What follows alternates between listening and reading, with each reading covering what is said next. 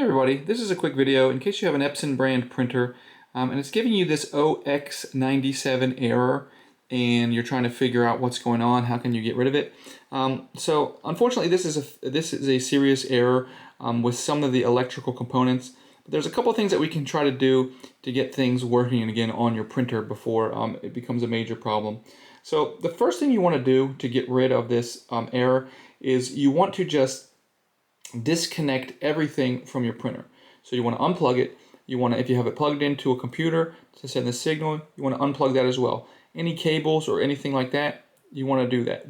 Unplug them. You want to take the paper out, check for any paper jams, make sure everything's out of it. And then you want to leave it unplugged, disconnected from power for several minutes.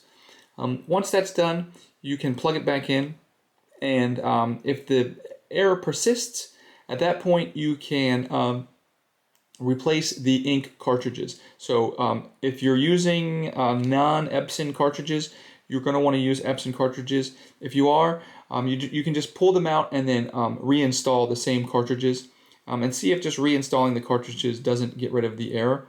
And the last thing you can do is go through the function to clean the print heads and see if that clears it out.